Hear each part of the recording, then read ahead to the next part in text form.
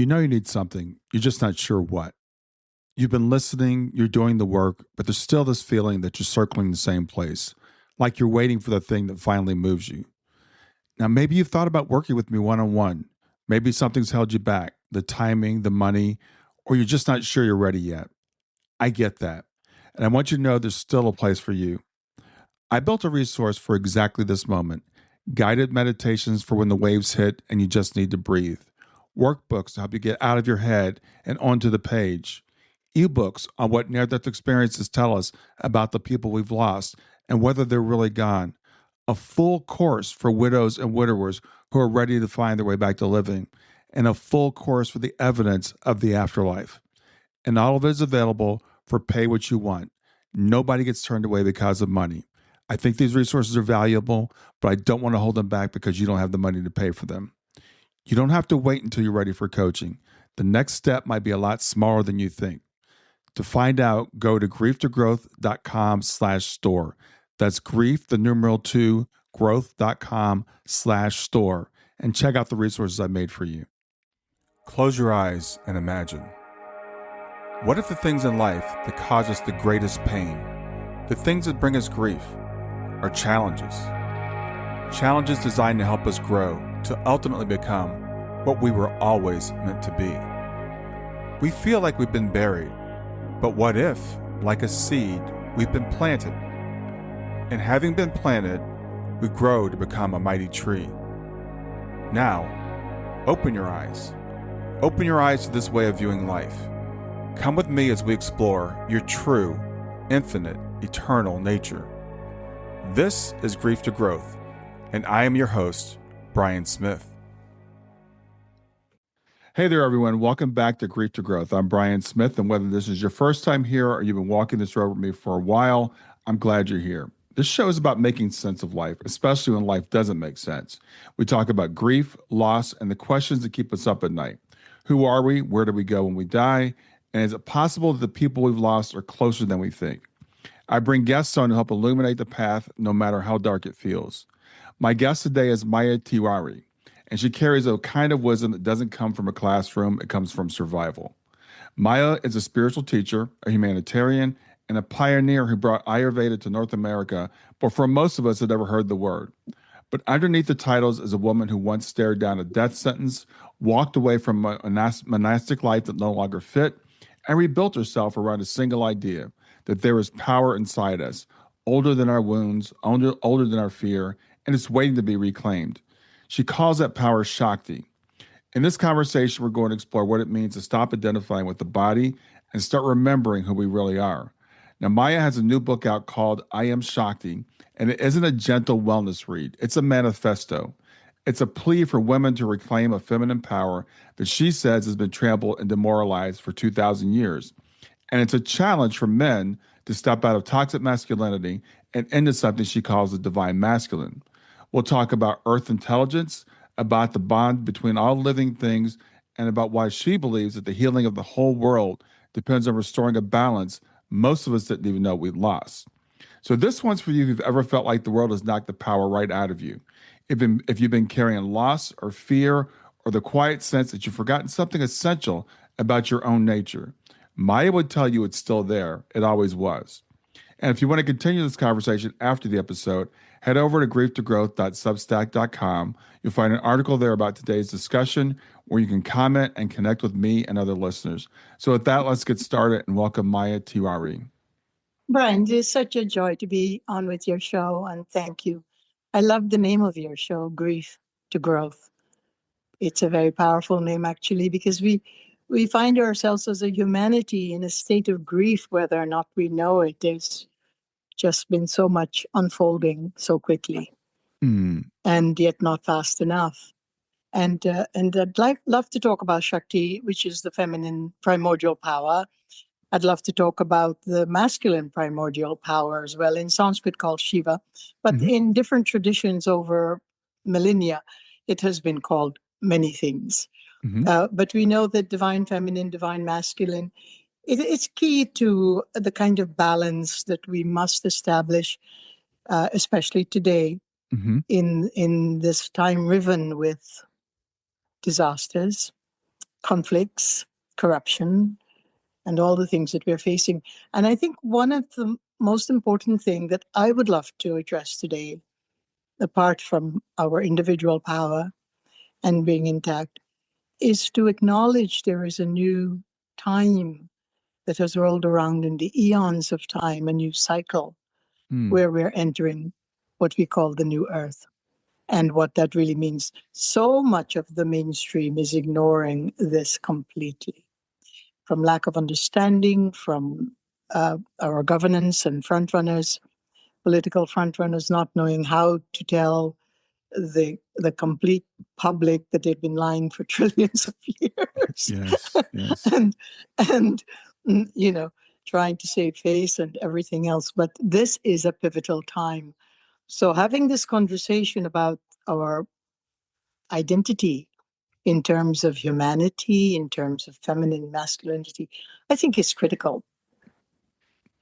Yeah, I completely agree with that. And Grief to Growth is, of course, the name of my show, and that I think is on an individual basis and on a collective basis. So we're going through that as a collective. We also go through that individually.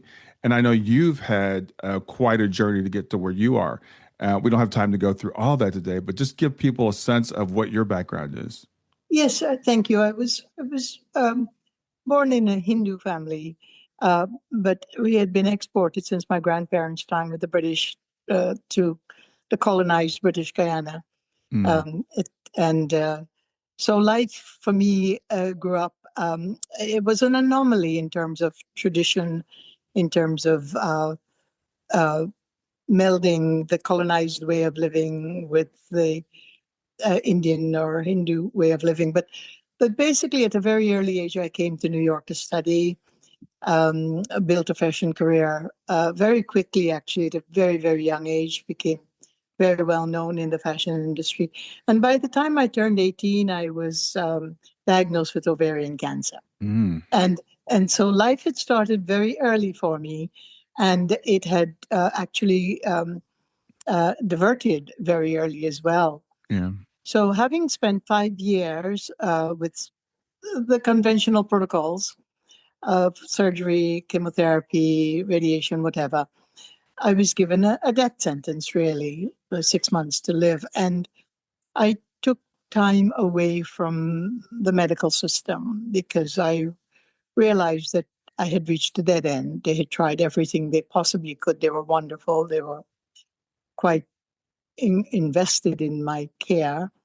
However, I realized the answer lies somewhere else. When I wasn't at that point looking to survive the disease, but as it turned out, I went into solitude in a wonderful snow-driven area of Vermont and stayed there alone for 6 months and came back alive. Mm, That was one of the most transformative times in my life, but I was too young to understand precisely what happened. And I still don't understand quite clearly what happened. There was no timeline in terms of this followed that and that happened. But I had been in those years fairly unhinged from my physical body because going through that many surgery and chemotherapy and the like, you become fragile in the physical organism. hmm And so I had a glimpse of this incredible vast universe that we are sitting in today and understood that it was really the divine grace. I had seen visions of the Divine Mother so many times during that period and understood that I was not the one who saved myself, but there mm, was a grace beyond that took charge and I came out alive. And it actually changed the destiny of my path as well. Perhaps it didn't change it, it rerouted me back to a certain path. hmm It was an ancestral path that was spiritual. And I'm not saying religious because monks are not religious people. They're devoted to spirituality, whatever that means, the human essence, the human spirit, uh, promoting the intelligence that we have within us, the awareness that we have within us. And it really transcends any of the form of modern religion, of what we call religions anyway, hmm most of which are control oriented and set up by what I call the patriarchs or the cabals or the dark state. to control humanity. But basically, it took me back to that path that led me to India, to an incredible Vedic master whom I studied with, the healing science of Ayurveda, and more importantly, the science of self-knowledge, which is called Vedanta in the language of Sanskrit. So having said that mouthful, Brian, I need you to rescue the moment. Yeah, well, I appreciate you sharing that, and it's quite a journey. So you had come to the, in sense, like you had the success in the fashion industry at a very early age. Stay with us. We'll be right back. You know, one of the hardest things about grief, most of the people in your life just don't get it. They want you to be further along than you are. They get uncomfortable when you bring it up, so you stop bringing it up, and that's why I started writing. My Substack is where I go deeper, thoughts I don't always get to in the podcast, essays on consciousness, on continuing bonds, on what it actually means to carry a loss and still build a life. The stuff that used to keep me up at night, written out in a way that I hope meets you in the morning. But here's what I didn't expect when I started it, the community that showed up. People who are doing exactly what you're doing, listening, learning, trying to find their footing. Readers who comment, who share their own stories, who remind each other that none of us are as alone in this as we feel. And that's what the Substack has become, a place to go deeper with me and to find your people. It's free to subscribe. Find me at grieftogrowth.com/Substack. That's grief, the numeral 2, growth.com/Substack. Or just go to Substack and search for Grief to Growth. I hope to see you there.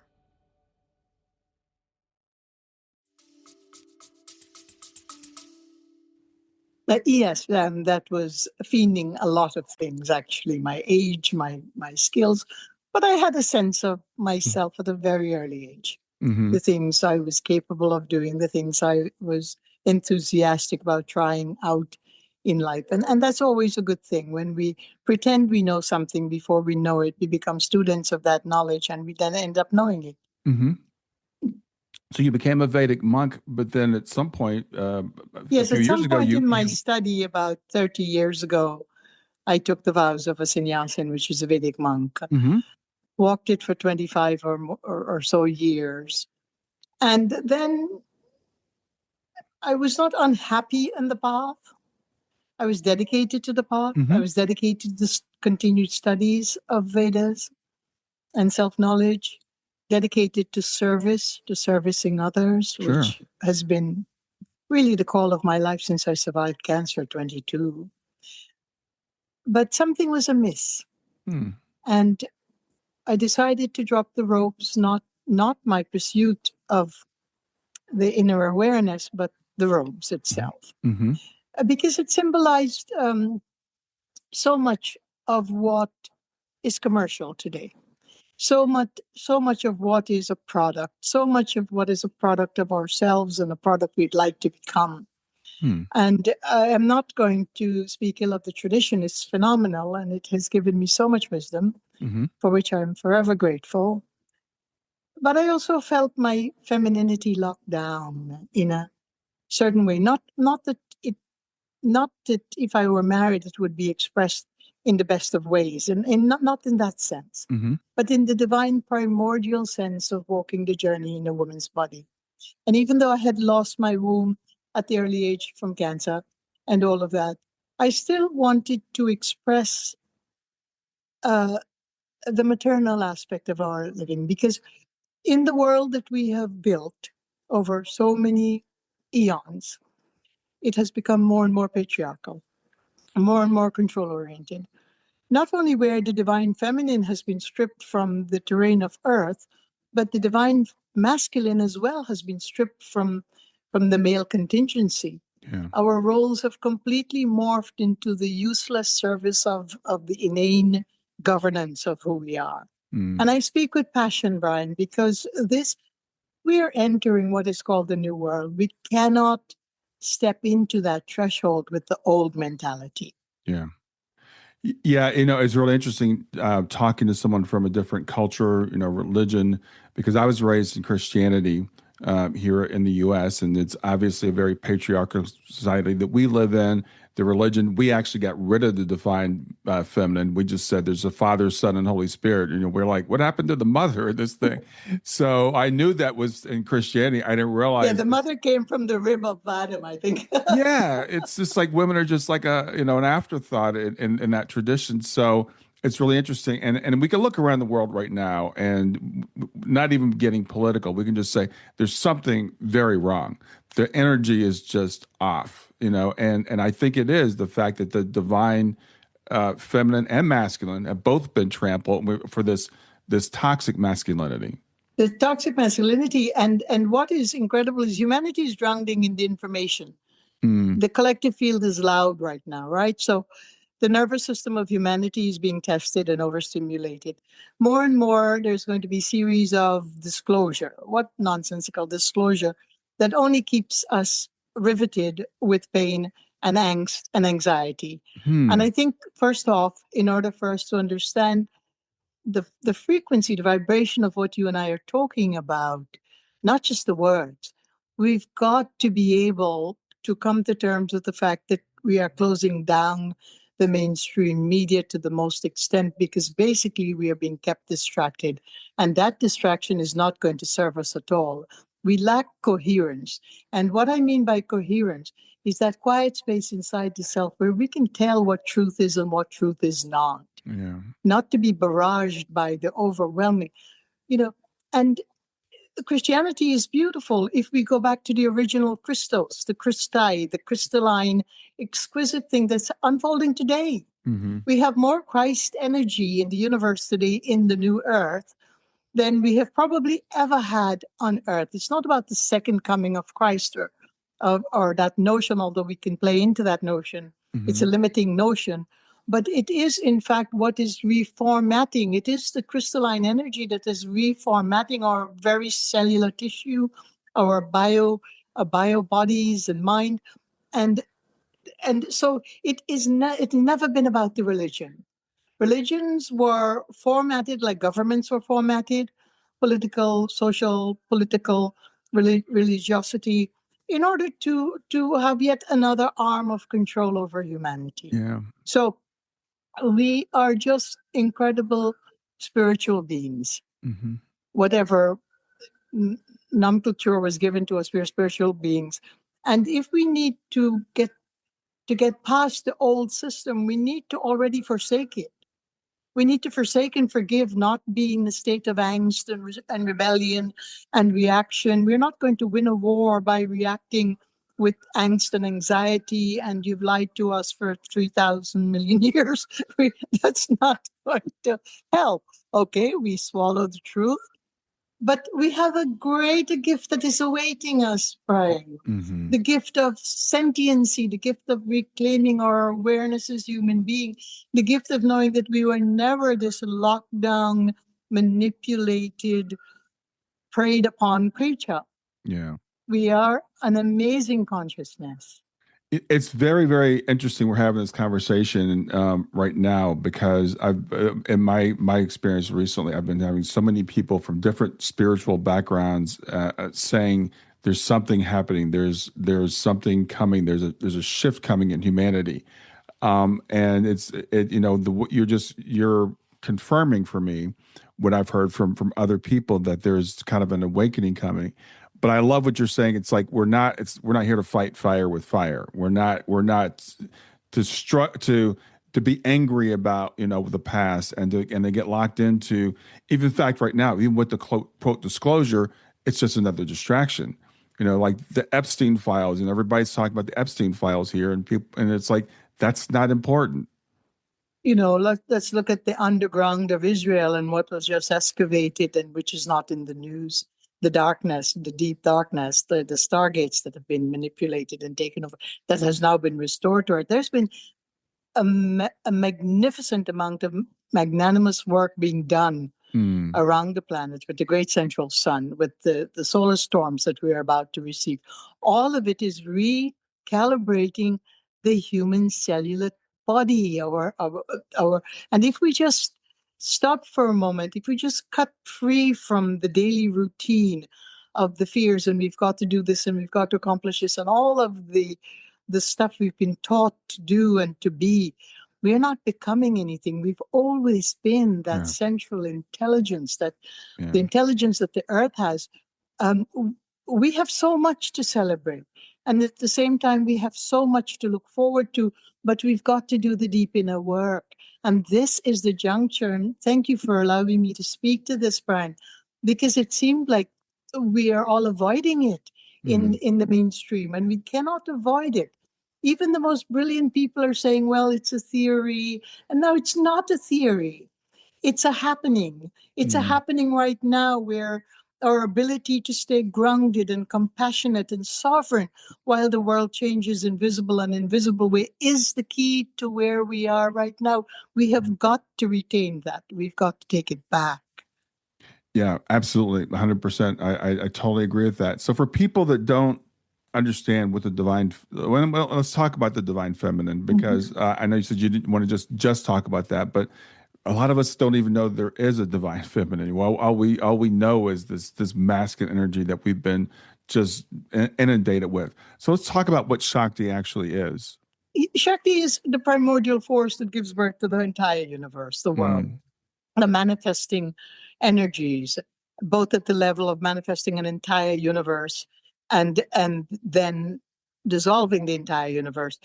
And also, it's not just the power to give birth to babies and the power, it is the power to be sovereign and to hold together everything that has been manifested, the protection of our good earth, the protection of our family, the safeguarding of the human intelligence in terms of how it unfolds.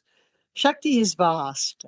And it just so happens that the procreative powers of it is held in the woman's body, and in all female species as well. But the procreative free will power is held in the woman's body, and because animals are exempt from the free will, as humanity is not, and it is because of this free will that free will has been actually locked down, and it has been polarized, and it has been stolen, and it has been misused, and it has been caged with an open door, all of it over a long time.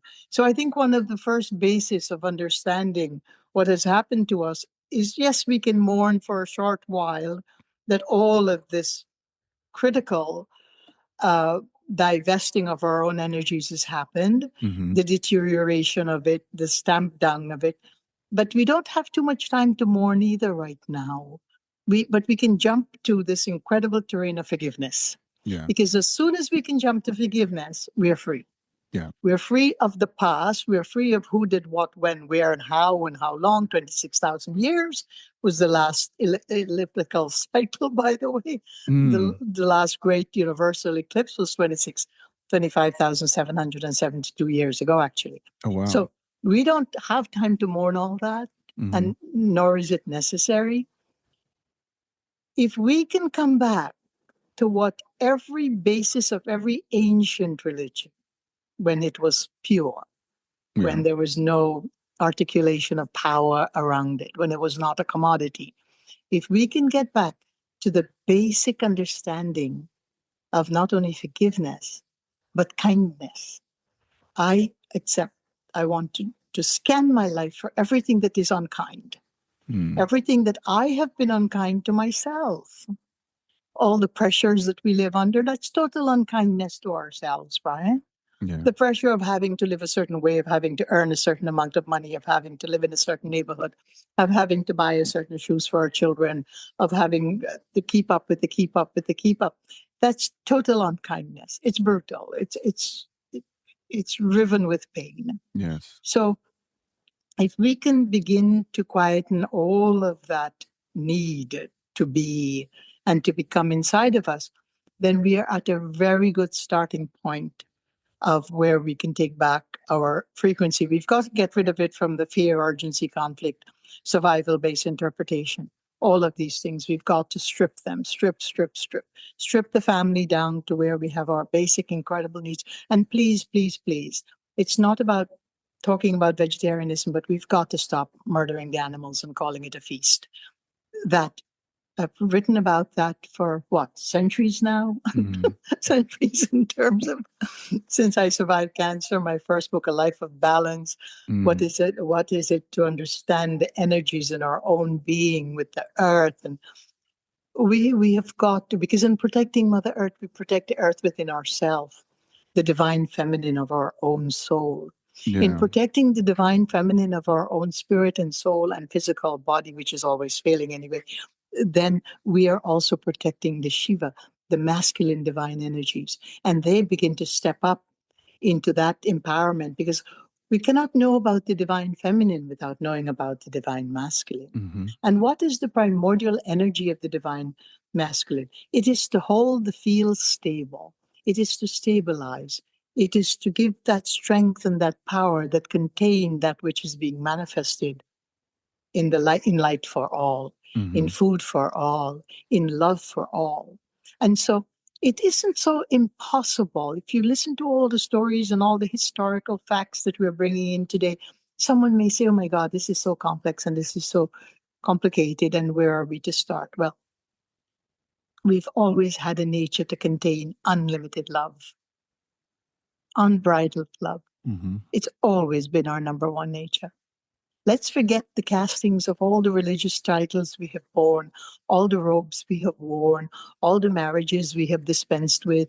We can hold on to the children though, and let us and let us just get back to the basis of our tissue element, longing for love. Yeah. But we are love. Yeah. That is the stuff. Love isn't pouring in from the outside. Love pours in from the incredible universe.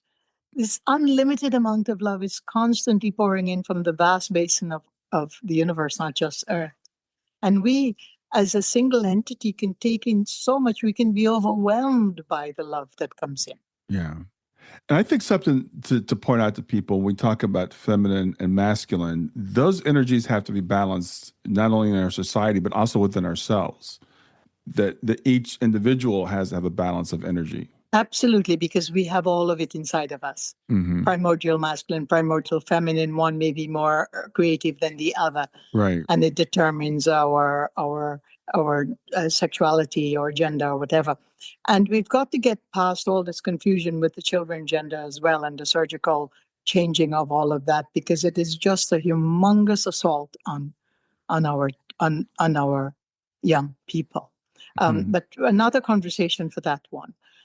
We want to stay in a space where those of us who are adult and mature can take something from the talk you and I are having this conversation about sizing down the family back to the basics.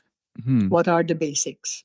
Our nutrition, our health care, our mental care, not necessarily medical health care, but natural health care. How do we relate to each other again?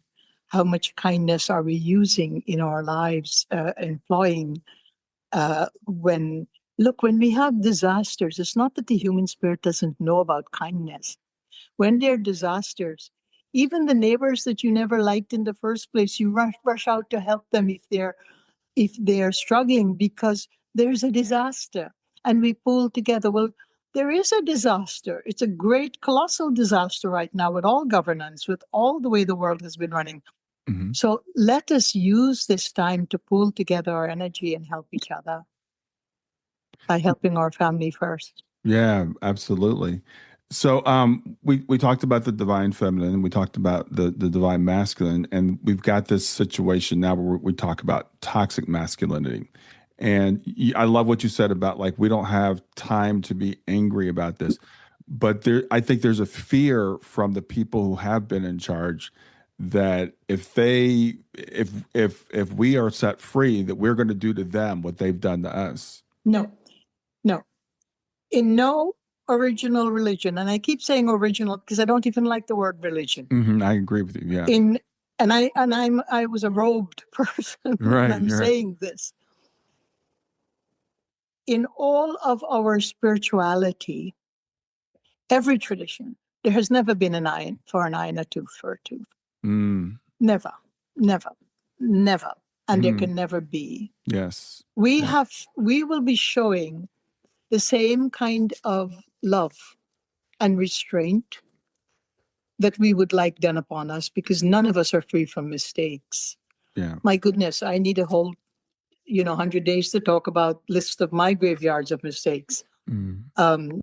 that I understood that I have made and paid huge deep price for it. But the amazing thing is, we've got to know that we are always forgiven by the divine energies, which are part of us. It's not separate from us. And we have to also forgive those who are, no matter how egregious their crimes.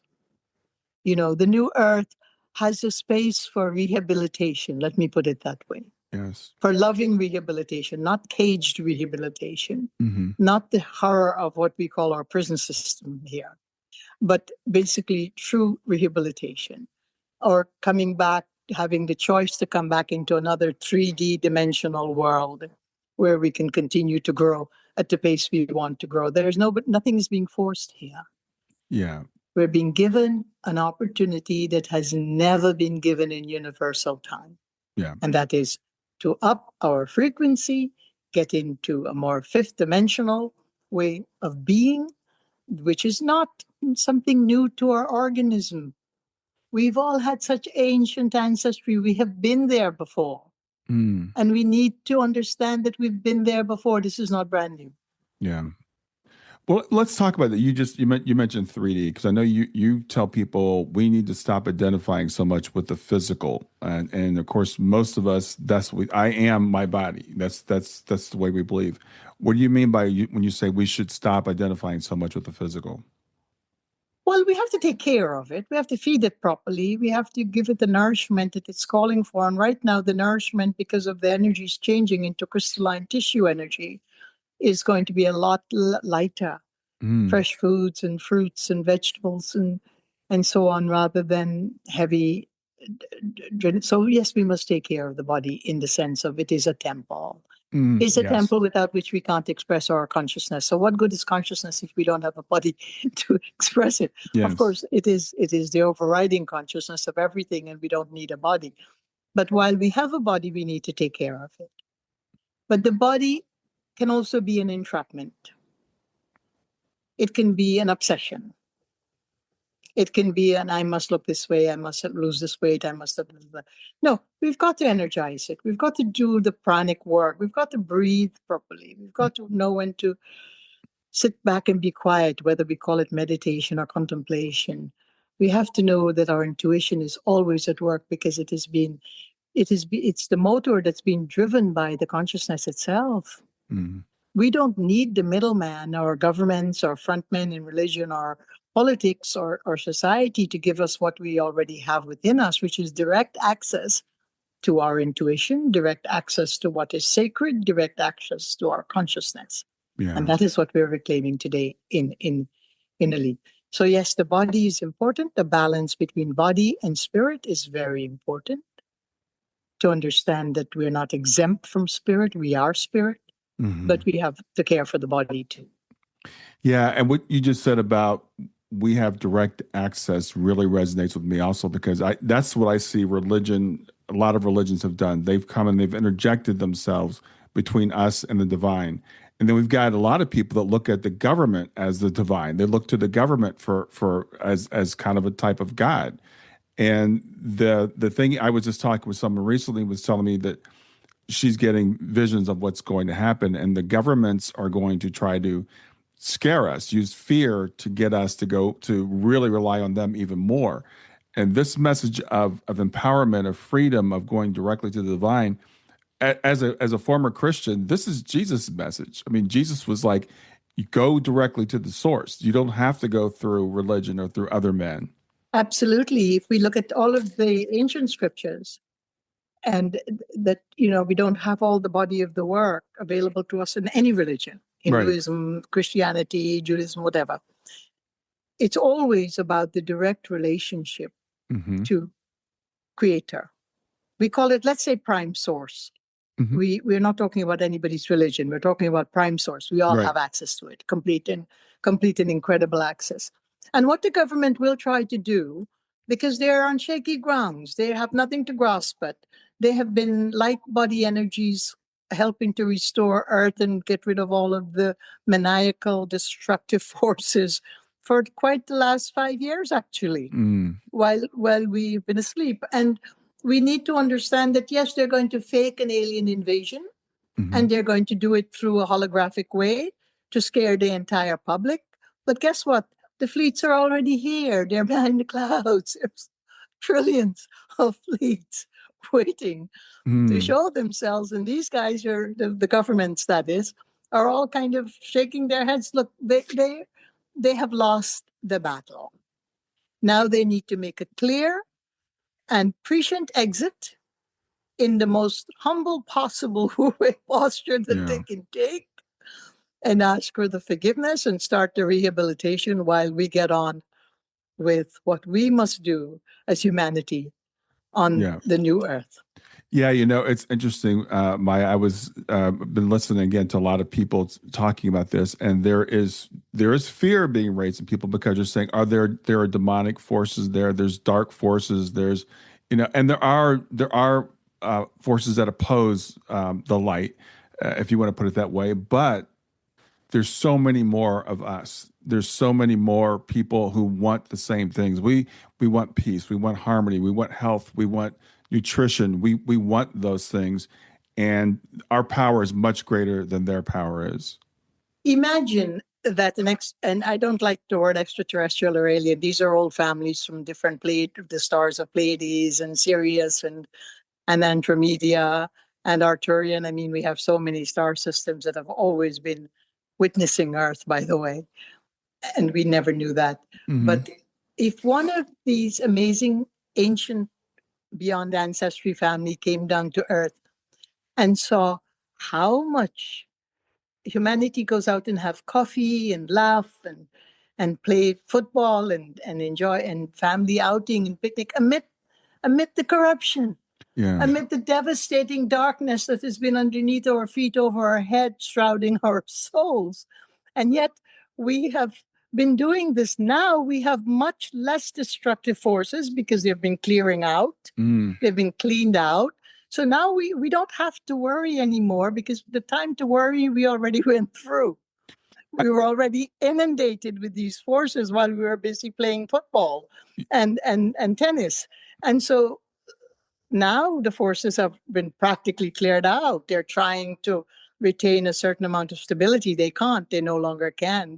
The overpowering force, the Christos force of the universe, is so overpowering right now in our protection that if only we all knew this, if only we could understand this. It's not a belief, it is knowing it ourselves. It is just being quiet enough to take this energy in and saying, yeah, I can feel it.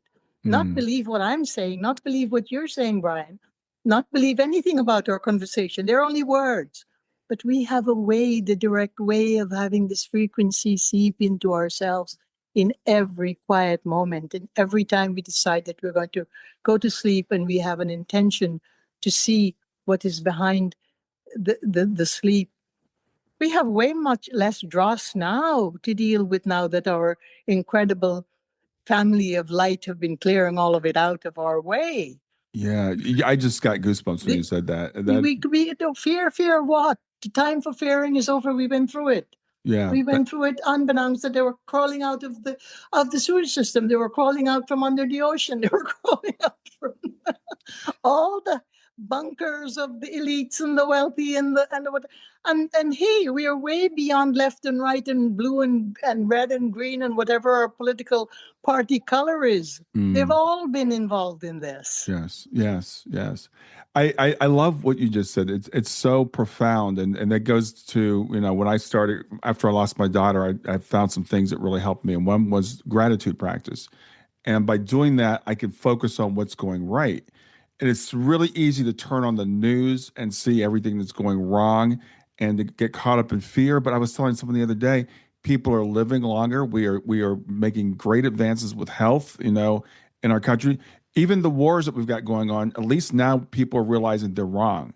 That we're all saying that, even what the United States is doing, frankly, this idea of unlimited aggression, which has been the way for thousands of years, as we were talking about, we're now saying this is not the way. We recognize that.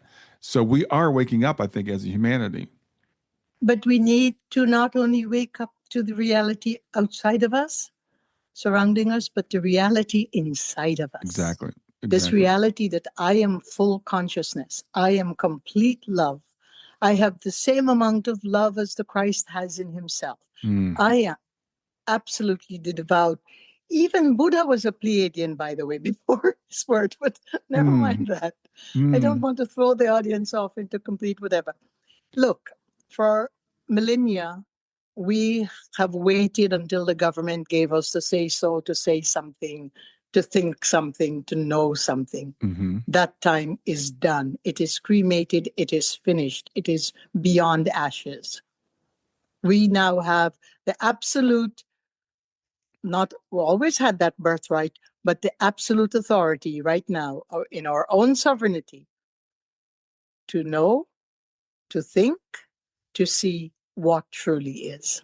Yeah.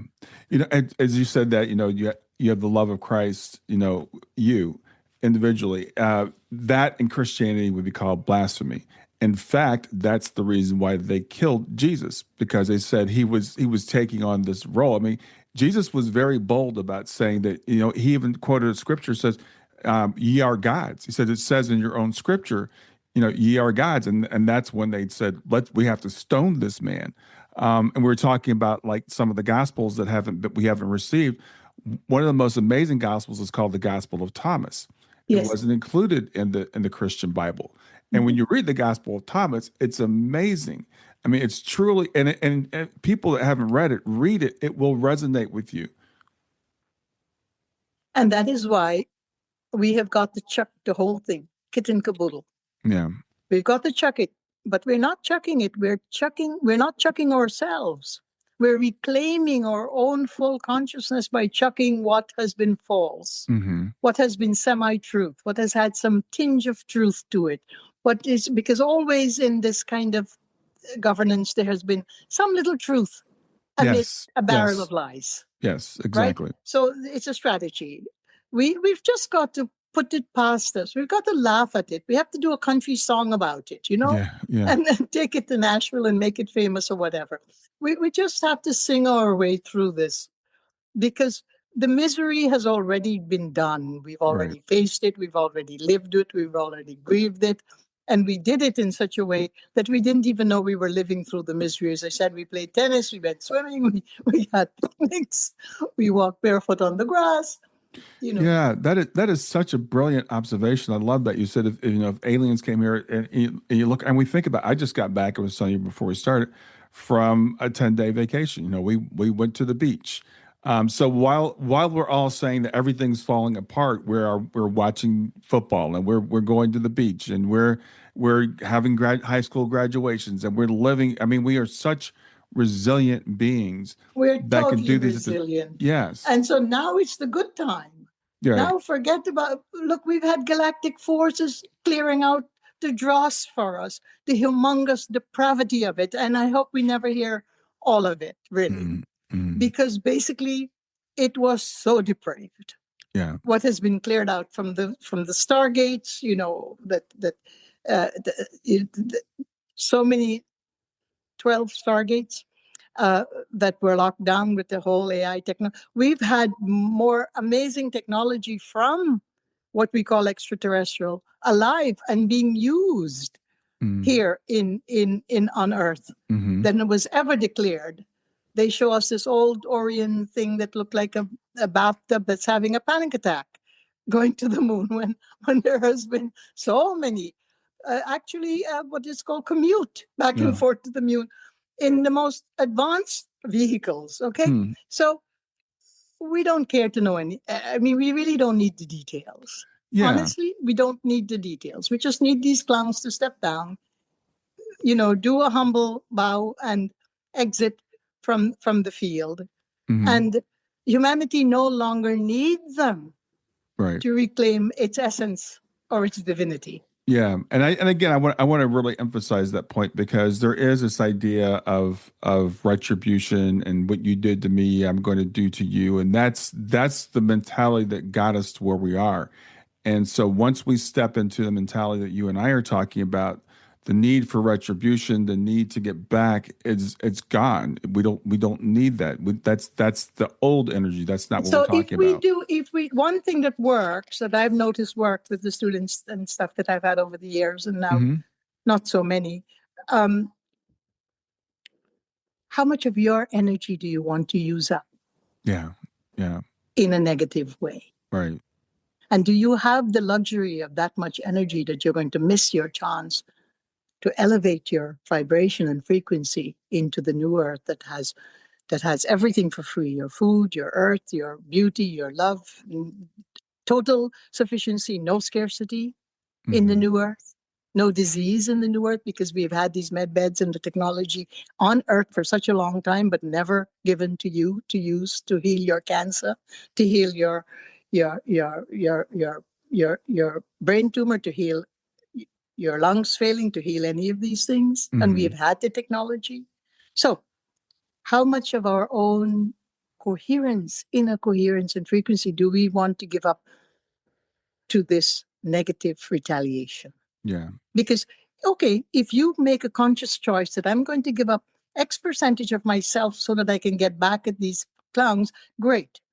You're making a conscious decision to slay Yeah. yourself, Yeah. Yeah. in essence. It's not the wisest decision, and once you understand who you are and who we all are, we're all one. When you strike out at another, you're just striking out at yourself. So you don't even want that. And we forget, and this is another message that every avatar, every amazing awakened soul, whether they came and left, so many we've had that has visited Earth and left us, or gurus or whatever, the awakened ones, Hmm. has always said to us that basically, which one of us can live in a glass house? Yeah. We've all made mistakes, Hmm. some more horrible than others, some that shocked even me when I was living up in the mountain. And so, since when have we become totally free of being forgiven? How we have to understand that the human journey has mistakes in it. Yeah. The human journey has darkness in it. The human journey has light in it. Unfortunately, for so many, the darkness have taken over the light. Mm-hmm. But it doesn't mean that that spark of light isn't there and may come back. That possibility, that potential must always be Yeah. held as sacred. Yeah. Now, we've already touched on this, but one of the questions I wanted to ask you, because you talk about this primordial fear of the feminine, the fear of Shakti. We've kind of touched on it, but let's go more deeply into that. Why do you think that is, that there is this fear? Because it is the creative force. Hmm. And when the patriarch have no such creative force in them, they want to usurp the creative force of the divine feminine so they can continue to create all the garbage that they've been creating: the Mm. wars, the violence, the rockets, the shooting into the sky, the manipulation of sky, water, earth, underneath, travel. They want the creative energy of the Shakti. Mm. And they've been trying to usurp it for so long, and they're so tired trying to usurp it. They've destroyed their own masculine, divine, primordial energies, trying to claim what is never theirs. Yeah. Yeah. Nothing can replace the primordial, divine, feminine, period. There's Yeah. no existence without it. Right. Exactly. So when they just try to strip it from the earth herself, meaning every female animal, every female species, every female woman, they're extracting it. They're trying to extract it so that they can douse it down, so that there is no remembrance of it, so that they can Mm. control it. Yeah. But try as they might for millennia, and they've been trying for, oh my God, over 26,000 and more years, Yeah. cannot. So for the women who are listening now, who are inspired, who say, okay, what's my first step? How do I begin to reclaim my divine feminine power? What's a By good way to start? understanding that it's within you. Mm, You understood it when you were giving birth to your first child. You understood that your threshold for pain was so enormous that even medical prescription didn't quite match. mm, You understood that you carried this life within your womb without sunlight, and you were feeding it. We know, women know who they are, Brian. They have always known who they are. It's just that your grandparents' time was the time that they remembered it most. mm. And so much have taken over the commerciality, the products, the this, I must buy this, I must do this, have taken over our women today. Let us sit in that quiet space again. Let us understand. You could read I Am Shakti. It's a beautiful book. But as you said, it's a deep book. It's not a let's fix this problem and get it done in 2 seconds. It isn't. Mm-hmm. It takes us into some of the history that we need to know or we may not need to know. All we need to know is this. Sit in the quiet of who you are. Reclaim everything that you doubt about yourself. Look at that clearly. And everything that you love about yourself. In fact, Mm. make a list. What it is I don't like. What are the shadows of myself? Because all of us try to push it in the background. We don't even want to make a list of it. Right. The shadow of myself. And what is it that I love about myself? And that side is usually so slim you wouldn't believe it. When women do get to writing down Yeah. those two columns, Yeah. they can find all their shadows very, very quickly. What they love about themselves become more hard pressed to find. So we need to build that column. Yes. And a Yes. simple way, an ABC way. I don't want to give us like all these techniques to do. Look, we're overridden with practices. We're overridden with 2 million yoga practices, with Tai Chi practices, with walking practices, with now sleepwalking practices. We've got so many practices that we don't have time to be who we are. Yeah. Yeah. Yeah. Great point. Yeah. Very good point. I love that. Yeah, because what we are, and for me, it's like you made a really good point because all these practices, a lot of times, it's just looking for answers outside of ourselves. And this is something that took me many, many years to learn because I was taught by my religion to look outside myself. The answers that you need are really within. So it's really a matter of just things like getting quiet. I have 4 very simple practices that I do, and that's pretty much what I focus on doing like every day. So you can get caught up.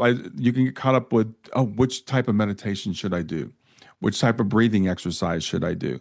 And all those things are great, but it's really a matter of, like I said, trusting what's within you. What works for And you? yeah, yeah, What works for you? You can try a different type of meditation. Uh, we can't force the mind. The mind has been part of the problem of our lockdown, yeah, but we can honor the mind and let it be and go to a deeper sense of who we are, that hmm intuition yeah, behind the mind. yeah, In our meditation, we could just ask the mind to be. We can't say be quiet, shut up, whatever, because it doesn't work. right, But we can become, instead of engaged in the mind, we can become the observer of the mind, yeah. That's the the thing. witness of the mind. Like, okay, so now I've distanced myself. I'm no longer in the mind, warping that story further because someone, let's say something happened that wasn't too kind and you didn't like the way you responded to. And the mind is now sitting in a quiet place at home and it's going, oh my God, I should have done this and I didn't do that. And, oh, but I felt so upset by it. And then you take on the story and before you know it, you're on a bus, then you're on a train, then you're on a plane, Yeah, then you're in the middle of a deep ocean and can't swim. Okay.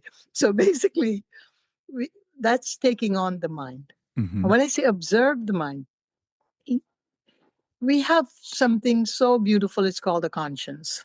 mm If we do wrong, we know it.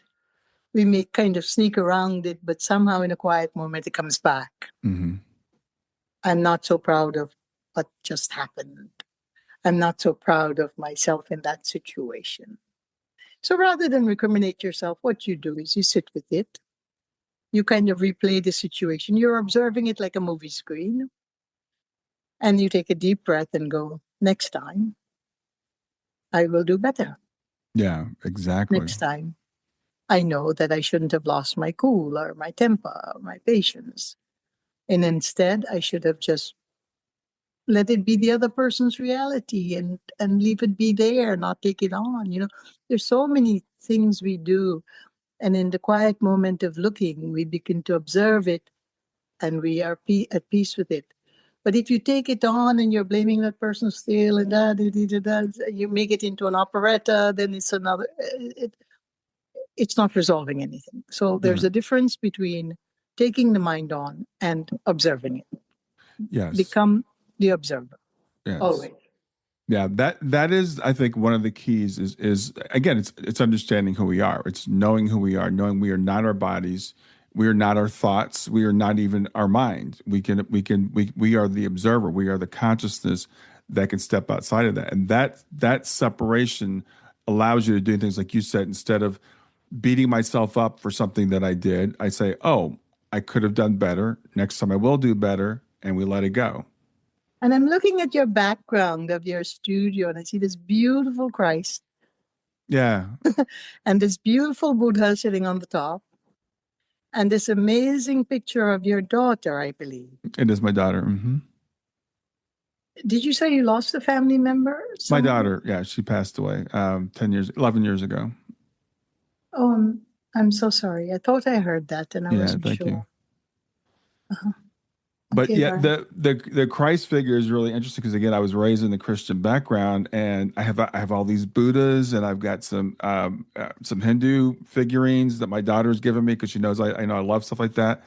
And I was like, I was raised in Christianity, but I don't have any Christ figures. But I had a crucifix, and it was like I had to I got rid of the crucifix. And it's really, you know how hard it is to find a meditating Jesus statue? I mean, they're almost impossible to find. Yeah, because the patriarch society, if we see the guy strapped up on a cross, Yeah, it will forever be, it was a superimposition for the mind. It was like you can be on that cross too if you don't do what we're telling you to do. exactly. Yeah. It was an inferred, the martyr. The martyr image is so powerful in the structure and the strategy of the 3D governance. Yeah, that's a really, really good point. I really hadn't thought about it that way, but that is the whole thing. That's the whole thing. It's like God killed Jesus so he didn't have to kill you. So this is you. This is you hanging up on this cross, and supposedly God did this to his Yeah, son. it's the martyr image. Nobody's asking us to kill ourselves. No God, no prime source is going to say to you, okay, I need you to go kill yourself. Right. No, they can say, the prime source can ask us, depending on the way we're constituted and the way we're built through so many eons of incarnations, can say, you have all that it takes to be the warrior of light. Mm-hmm. Like Archangel Michael with that Yeah. exquisite sword. Sure. And even though I was brought up in the Hindu tradition, as I said, when we become monks, we look at reality. Mm-hmm. We're not looking at religion and which ceremony to do and which ceremony not to do, because all the ceremonies happen within ourselves. We're no longer like projecting it outside. Yeah. And the people who project it outside do it so they can remember it inside. Okay, so there's a reason for rituals too. Mm-hmm. But we don't belong to a ritualistic world as monks. What happened is you're looking at the internalization of your fire and how that works and all of the other. But I've always brought to mind, the archetypal energies that have supported me. Archangel Michael has always been one of them because I love his shining sword. Mm. I've always been a warrior of light. Yeah. And I Yeah. love the shining sword. And anytime I see the obstacles in my way, I pretend, but I call on Michael to just do a couple of, swirling around there in front of me. Sure. Whatever. So we can use any archetypal, occasionally the Buddha in the quiet and the absolute.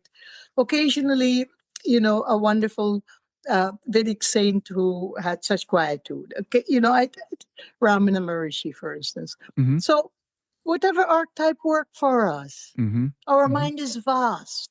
We have been, by the way, and our listeners need to know this, especially the fundamentalist ones. And that is, we have been one religion or another throughout our lives. We have covered every single religious field Yeah. in our incarnations. Yes. We've been a Yes. Muslim, we've been a Hindu, we've been a Christian, we've been, Oh, what I find so funny is I study we've been an near-death Orthodox experiences. Greek, we've been everything. Yeah, I study near-death experiences, and I've talked to so many people who've had them, and they get to the other side, and they'll say, "What's the one true religion?" And the answer is like, there isn't one, you know? Well, I say that there actually is one true religion, but they all are like facets of it. Because as you It's called mentioned, universal law. yeah, That's the one true religion, the exactly. universal law that applies to each and every one of us. Exactly, exactly, and it's really interesting. Like Star Wars, there's a lot of truth in Star Wars. Absolutely. And in the Avatar movie, too. Yes, absolutely, in Avatar. So that keeps coming through. That keeps bubbling up. As much as the patriarchy tries to hide it, it's really fascinating to me how that comes through our art and It comes through the creative arts. It comes through the visionaries. It comes through those who have the vision to put it out there. But right now it's happening in front of us, right around us, on Yeah. top of us, around us, beneath our feet. Yeah, I want people be encouraged as you're listening to Maya and I talk. There's some stuff that's going on, and we can focus on the darkness, we can focus on the conflict, we can focus on the disclosure, but also be encouraged that what's being revealed is meant to be revealed, and we have better days ahead. We have better days ahead. We need to turn off our mainstream television. Mm. We can hear the news from our neighbor. Trust me, we'll get it. Yeah, yeah. and just look at some of the reels about what's really happening Mm-hmm. On the YouTube reels, on the Facebook reels, what's really happening with the galactic light beings and Earth and our transition into the new Earth. We need to educate ourselves about that. We're coming to the end of our time. Is there anything that I didn't get a chance to ask you that you would like to discuss today? I'm sure quite a lot. We need to do a second round on this for Yeah, 2027. I have so enjoyed Brian, this conversation. I feel well, so loved, and just a huge permeation of kindness coming from you.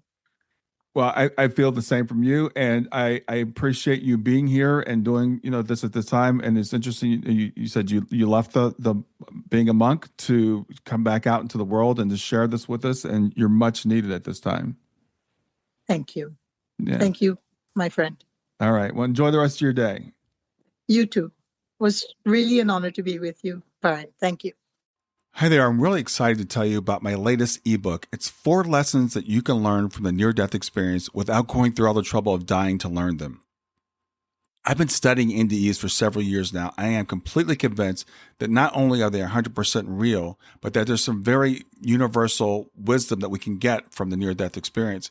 And I've distilled that down in this book into 4 short lessons. And I've also given you all the reasons why I believe that NDEs are absolutely real. So go to www.grieftogrowth.com/NDE lessons to pick it up for free.